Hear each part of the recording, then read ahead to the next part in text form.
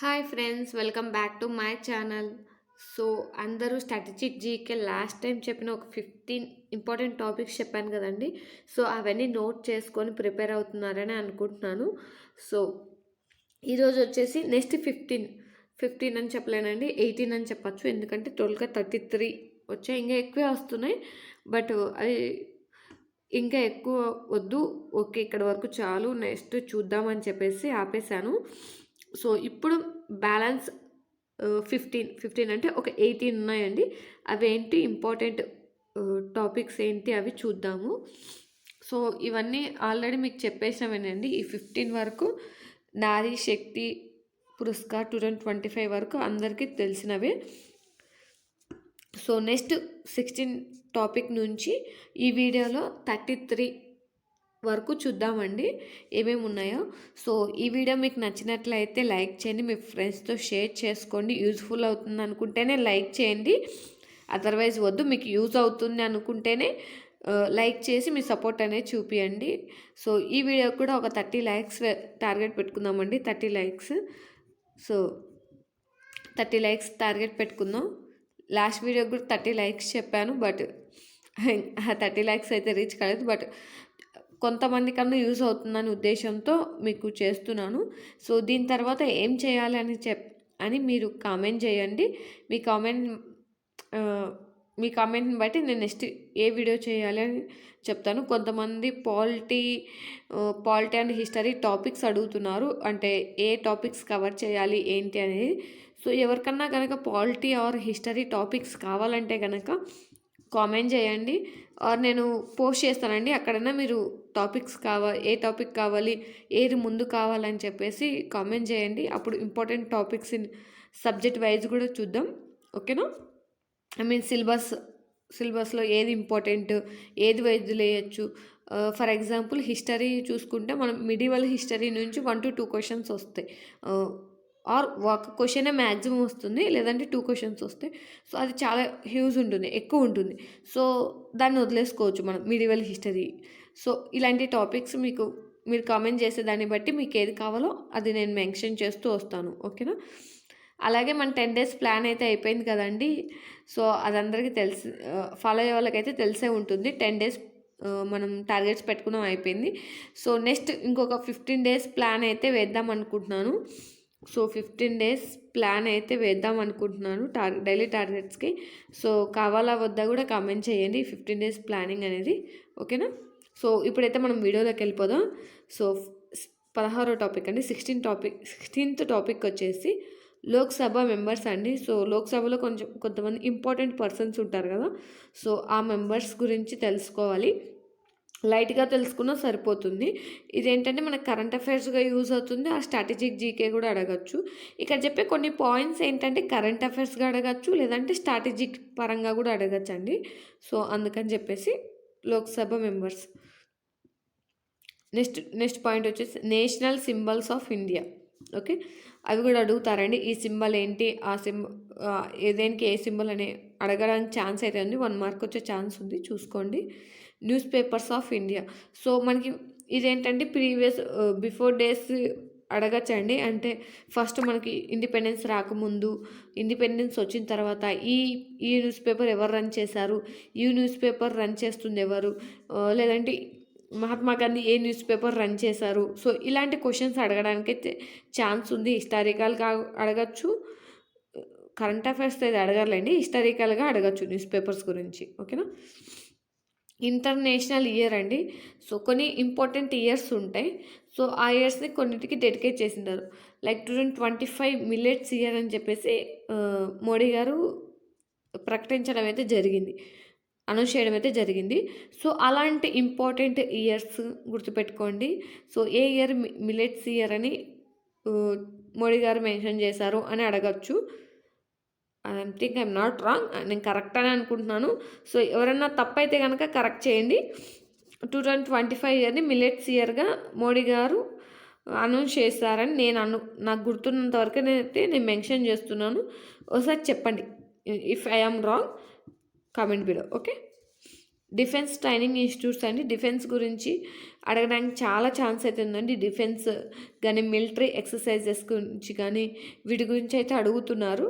So, కొంచెం చూసుకోండి. 1 question వచ్చే ఛాన్స్ ఉంది కాబట్టి. నేషనల్ అనిమల్స్ అండి. సో, కొన్ని నేషనల్ అనిమల్స్ ఉంటాయండి. వాటి గురించి అయితే అడుగుతున్నారు. లైక్ ఆస్ట్రేలియా అయితే కంగారో ఫేమ్ ఆస్ట్రేలియా అయితే కంగారో. సో, మన ఇండియా నేషనల్ అనిమల్ ఏంటో కామెంట్ చేయండి. ఓకేనా? మన ఇండియా నేషనల్ అనిమల్ ఏంటో కామెంట్ చేయండి. Okay. Members of parliament.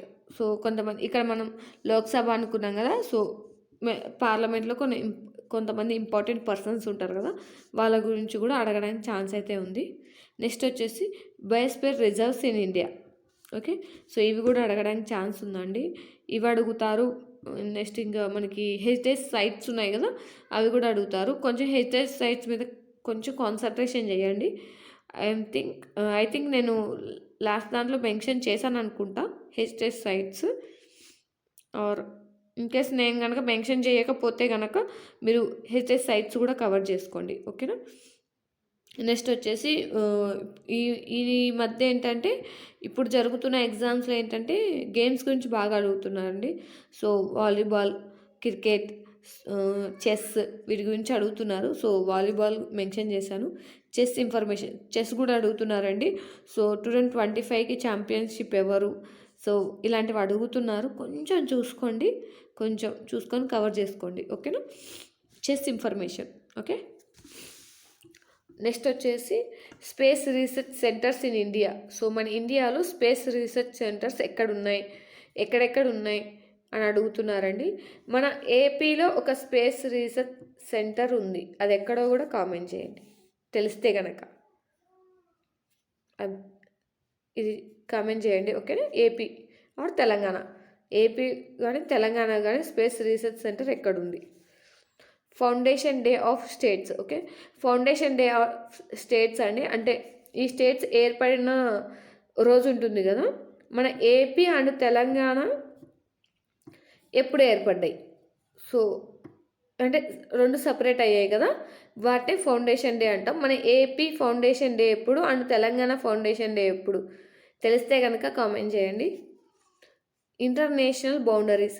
So, మనకి ఇంటర్నేషనల్గా కొన్ని బౌండరీస్ ఉంటాయండి. అవి ఏ ప్లేస్లు ఉన్నాయి అని కూడా అడగడానికి ఛాన్స్ ఉంది. అంటే వాటిని డివైడ్ చేసేవి ఏంటివి?